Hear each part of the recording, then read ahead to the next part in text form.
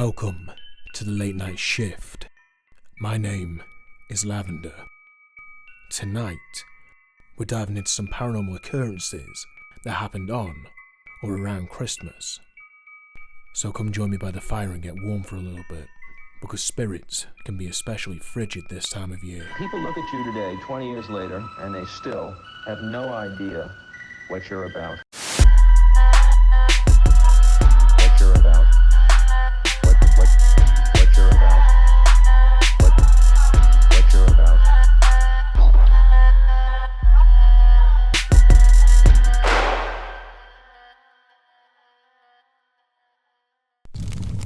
Girls in the Woods, Christmas Eve, early 1960s, Hampstead, England. Planted over a millennia ago, the 90,000-acre New Forest of Hampshire is one of England's few remaining unspoiled tracts of land. 2/3 of it are open to the public, but long ago, this vast verdant treasure was the royal hunter preserve of William the Conqueror. As such, an ancient place is bound to have its ghosts. As recently as 2012, the eerie, solid-looking ghost of a man in a large dark leather hood, similar to that of an executioner's hood, was seen by many tourists in the New Forest on horseback, with a longbow strung across his back. He is thought to be a poacher that was put to death for killing a deer in medieval times under the draconian Norman laws. The Normans protected the game of their forests with notorious ferocity, and anyone found killing a deer was sentenced to death. Should anyone be caught attempting to steal a deer, would have their hands chopped off at the wrist, or slowly sawn off. Attempted theft of a deer or disturbing the animal could also result in the budding poacher being blinded. These harsh sentences were eventually mitigated, and the Plantagenet kings were far more lenient towards poaching. Richard the Lionheart eventually abolished the death penalty for poaching, and also put an end to offenders having their hands amputated and their eyes being burst with glowing pokers. However, the mob law of village vigilantes towards alleged witches in this area could be just as wicked as the Norman penalties. In the 1960s, a 30-year-old Hampshire teacher named Kathy took her young son and niece out one snowy morning on Christmas Eve for a walk in the New Forest. Her son Robert wanted to feed the birds, so he carried a little brown paper bag full of breadcrumbs. Her niece Gail was set on the prospect of seeing a robin, gathering some wood for a fire and enjoying the wintry splendour. Kathy and the children were suddenly startled, hearing a strange sound, described as sounding like a mute person trying to speak. She, her son and niece approached cautiously to the source of the sounds, and what they came upon was the stuff of nightmare. Two naked girls, aged perhaps 18 at most, were leaning with their bloody faces against the trunk of a large oak tree, and both had their hands tied behind their back. Robert burst into tears when he saw the blood streaming down the chins of the girls, as Kathy rushed to their aid, asking them what had happened, all while keeping a keen eye on her surroundings, because Kathy had an overwhelming feeling that they were being watched. The girls, however, could not answer the teacher's questions because their tongues had been nailed to the tree, with each girl's tongue having two broad-headed nails hammered straight through it. The only prospect of the girls freeing themselves would be to rip their tongues away from the bark. However, neither was prepared to do that naturally. Tears now streaming down the faces of the girls. Promising she'd go find help, Kathy grabbed her sobbing son and niece and promptly hurried away, making a mental note of the surroundings so she'd know her way back. Perhaps she'd find a ranger, she thought, but wondered if any would be around on Christmas Eve. "Who did this to them, Auntie?" Gail kept asking, her eyes bulging with fear as she kept glancing back towards the teens. "Come on, Gail, we'll find someone," Kathy urged her niece. He picked up Robert and said, There, Robert, it's all right. The teacher could not help fearing that the psychopath who had bound the wrists of those girls and nailed their tongues to the tree might now be following her and her children. "There's a man, Auntie," Gail pointed to a tall, square-shouldered man of about 50, who was walking along the path about 100 yards away. Accompanied by a black Labrador, the man slowed down when he saw Kathy and the children. "Excuse me," Kathy shouted to the stranger, putting Robert down for a moment as she waved both hands. The man approached her. "Yes?" he said as the dog ran in tow, wagging its tail. Kathy told him about the naked girls, tied up and nailed to the tree by their tongues. The man reacted by exhibiting a nervous tick in his cheek. He didn't seem all that shocked as Kathy expected he would be. "Ah, with their hands tied behind their back," he said and averted his gaze. "Exactly." Kathy picked up a hysterical Robert again and wondered how the middle-aged man knew this. A terrible thought flashing across her mind. Was he the psychopath who had committed this evil deed? Well, they'd been seen before, many times over the years, the man said as he looked at Kathy with a grave expression. They're ghosts, you see, miss. They're not real like. Kathy was left speechless at the man's proclamation. Look, I'll show you, the man said, as he walked in the direction of the oak where the girls had been seen. He explained along the way that he was from the nearby village of Minstead and had lived in the area for 50 years. The man would go on to talk about all the strange things that had been seen in the forest, being ghosts of highwaymen, spectres of kings, even werewolves said to roam the heaths, bogs and farmlands and hamlets of the immense forest. These girls are the ghosts of two witches, they say, said the man from Minstead. That's how they punished some of them in those days. When the witch uttered spells to harm, they sometimes got a tongue out. When she was young, they nailed their tongues to an oak tree. He stopped talking about further gruesome acts of long ago when he realised the young children were listening, pointing towards the old oak where just a few moments ago, Kathy and the children witnessed a barbaric scene that would live in their memories forever.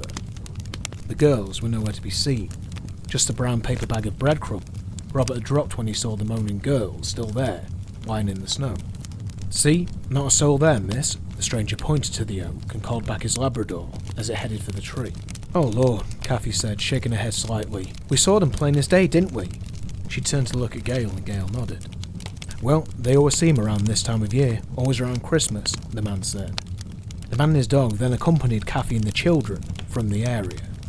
Kathy and the children would go on to have nightmares that night about the tortured souls that they had met in the forest that very day. Christmas Tricks, 1823, Llandorgo, Wales.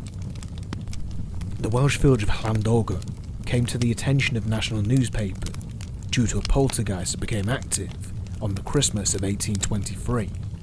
The windows shake, the doors crack, each thinks that Nick's behind his back.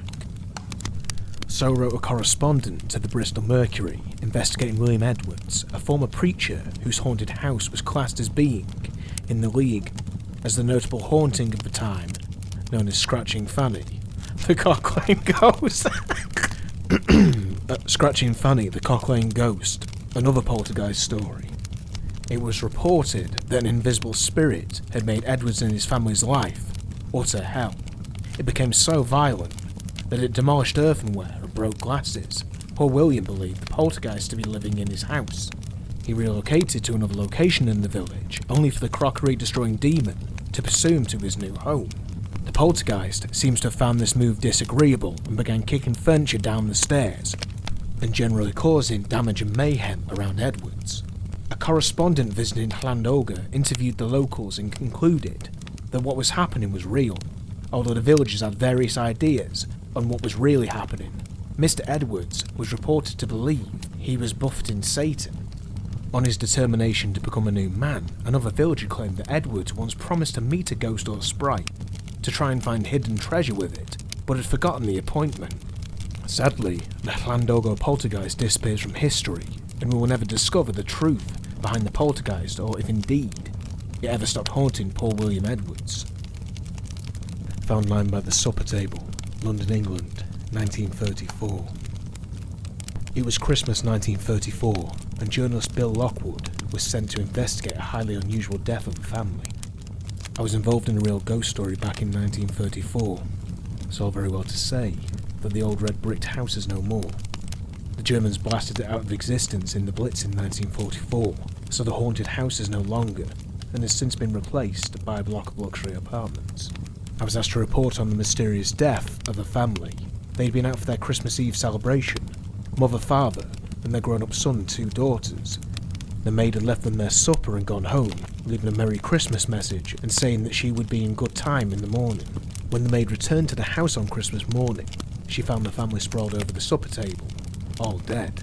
Bill was sent to the house as he lived not too far away and was the closest journalist to get the scoop. By the time we'd got the details, Christmas Day 1934 was anything but a happy, restful one for us. I discovered that the family had died in a suicide. Since I lived quite close by, I saw that year after year it stood empty, and I noticed that time took down the curtains. Decay made the shutters rattle on windy nights. As I passed, an owls from Streatham Common seemed to like the place. As the years passed and the place got more neglected, the memory of the tragedy faded. Soon the to let board was replaced by a for sale one, and then one day that went too. Neighbours heard that the Marchby family would be returning from South Africa to live in the home. Within a few hours of the family moving in, I was there on the doorstep again. I thought there may be a story about South Africa. Hugo Marchby, the head of the family, showed me into the room on the right. The very room where years ago I had described that first tragedy. I met his wife, and presently there were the girls, Yolanda and Edis. Things were looking much the same as they did previously, and when they told me that Denny, their son, had gone to London, I gave a silent phew, but whispered not a word. It was much like the other family dead around the table in that very room so many years ago, only now there was no table, and the room was now a lounge. All I hoped was that people would ever tell them what I knew and dare not tell them, but somebody did. Yes, they got to know all right, and the ghost story begins here. For the Marchbys, the house was always haunted, as it had been for all those years. Although I saw no ghost, they did. What happened next still shakes me to this day. Something unnatural took place without a doubt. Within a few weeks, I saw the family change. The girls looked fearsome to return home. They looked troubled. Edis was the first to die. Nobody knew what happened, but she babbled that she had seen something the night before. I went to the crematorium with her sister Yolanda. Aside from the grieving, she had concerns about the house. She blamed it for her sister's death. Not many months later, Yolanda went out of her mind. I never knew what become of her. And then, the mother died. For the boy Denny, there was another end, and a bomb fell on the house that fateful November night in 1944, killing him and his father. She waits by the bridge, 1700s, Blackburn, England. On the outskirts of Blackburn is a 700-year-old country manor, recently converted into a modern hotel, with indoor pool, fitness centre and spa, yet it still keeps its ghost. Duncanhalgh Hall appears in history around the late 1200s. There likely stood a small medieval manor house until 1332, when it became the property of the Richton family, who held it for 250 years. The Talbot and the de Richton families were major landowners in the area, and were in continuous dispute over Waddington Hall, Holt Hall and Cow Hill. These property disputes came to a head in 1581, when Sir Thomas Talbot sold his land, including Duncanhalgh, to Thomas Walmsley, a Catholic. Thomas wanted to leave his mark, and he rebuilt Duncanhalgh Hall and created a Catholic chapel on its grounds. Duncanhalgh luckily missed any military damage caused by battle during the Civil War of 1640 to 1652. However, it did require £10,000 of repairs due to damage caused by the parliamentarians who were based there during that time. Around 1742, Duncanhalgh and its estate passed into the hands of the Peter family, who would hold the house for 200 years, until 1947. Strangely, it's from the relatively quiet times of the Peter family that a ghost is said to haunt the hall. It was local tradition that no one should pass by the hall at midnight on Christmas Eve, as it was thought that a boggart would appear in the form of a young woman dressed in a white sheet. She could be seen walking from the house along the trees and to the site of an old bridge. From this point she's said to disappear into thin air. As with many ghost stories, the origin of the haunting has no fixed date, but is set when the Peter family were at their greatest strengths. A young French woman called Lucette was the children's governess, and she was in love with a young officer. The officer used Lucette and never intended to marry her, always promising that they would be married one day. One day Lucette confronted the officer, for she was now pregnant, and demanded that he marry her, so that she could have the child and bear no shame. The officer was furious and claimed that she'd been unfaithful, leaving her at Duncanhalgh. Lucette was left in a predicament. She could not stay at the house as an unmarried pregnant governess, and neither could she return home to France, as this would bring great shame to the family. Something snapped inside Lucette, and the Peters could sense the light had been blown out of this pretty young woman. It's said that she took to walking the deer park late at night, wandering to the spots where she would meet her lover, and finally, the bridge where they first kissed. She realised she was doomed, and threw herself into the rushing torrents below, sealing her fate to eternally wander the house and grounds of Duncanhalgh on the night of her death, Christmas Eve. Truth be told, Cheshire, England, 1982. In December 1982, a thick fog covered the northwest of England, and a woman in her 50s, named Claire, went to visit the grave of her mother in a certain Cheshire churchyard. Claire worked in the Vauxhall car plant as a secretary, and was a very level-headed lady who had no belief or interest in the paranormal. The fog was becoming so thick she could hardly see more than 6 feet away. Claire put an ornamental vase containing poinsettia flowers on her mother's grave and looked at the inscription, thinking she had gone to the wrong grave at first. Instead of saying, "In loving memory of mother, quietly remembered every day, always in her hearts," the inscription read, "Here lies a selfish mouldy cow, 6 feet in the earth below. She only loved herself and money, she rots below, where it's never sunny." Claire felt dizzy and shocked when she saw the golden letters inscribed upon the black marble headstone. She adjusted her glasses, glanced at the name on top of the gravestone, and saw it was indeed her mother Elizabeth's name. But who had put the wicked inscription on? Claire was so wound up by this practical joke, she rifled through her handbag for an inhaler, because she felt an asthma attack coming on. But how would a prankster erase the verse that had been inscribed there and replace it with this sinister one? She felt this was more than some earthly black joke, that something supernatural was behind it. And with this uncanny suspicion in her mind, the gathering gloom of the late afternoon and the wreathing sodden fog, she thought she should get out of this place of the dead as soon as possible. She looked behind her because Claire felt as if the depraved author of this shocking desecration was lurking nearby. She stumbled away from the grave and looked about. There was not another soul in that cemetery, and yet Claire felt as if she was being watched. She happened to look to the white marble headstone of another grave, and although it was a grave that she hadn't really noticed before, the inscription on it gave her quite the jolt. "One stupid bastard lies here. He drove his car while full of beer, killed himself and a little child, and burns in hell for 3 pints of mile." Claire read this horrible inscription and hurried towards the gates of the cemetery, and on the way, she caught a glimpse of many other strange verses on the headstones. She slowly realised that whatever was responsible for this unearthly form of vandalism had others as well.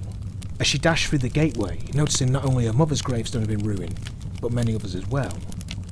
Claire swore she heard a man's laughter coming from somewhere in the cemetery, but didn't turn around. Getting into a car and driving on, she felt tears streaming from her eyes. She thought about the weird inscription that had appeared on her mum's headstone, and she knew deep down that her late mother undoubtedly had been rather vain about her looks. And come to think of it, she had been obsessed with money. But who, beyond the family and the close circle of friends, would have known about these flaws in her mother? And who on earth would go to the trouble of inscribing her deceased mother's faults on her gravestone? Even in the car, with the cemetery behind her now barely visible in the mirror, Claire had an impression that someone had followed her into the car from the graveyard. Upon arriving home, she told her husband Peter about the shocking inscriptions on her mother's gravestone and the other headstones. Peter proclaimed it would be impossible for any practical joker to put the gold lettering on the black marble of the headstone of her mother, or any other headstone for that matter, unless it had simply been some plate of black plastic that had been stuck over the original inscription. But Claire dismissed this possibility, for she had plainly seen the upsetting verse had been engraved into the marble. Peter promised he'd stop off at the cemetery on his way to work. It was his last day of work before Christmas break, and there was a sparkling frost on the path of the cemetery as Peter walked along in the rays of the rising sun. Eyeing the various headstones, he saw nothing out of the ordinary, just the usual loving memory. At last, he reached the black marble headstone of his mother-in-law, and it said nothing about a selfish mouldy cow, just a familiar inscription about being quietly remembered every day. Peter immediately turned and left the cemetery and got into his car. As he drove to his workplace, he wondered what his wife had been seeing that. Later that evening, Peter and Claire went to one of the oldest pubs in Chester, the Old Boot Inn, an atmospheric low-beam premises which dates back to the 17th century.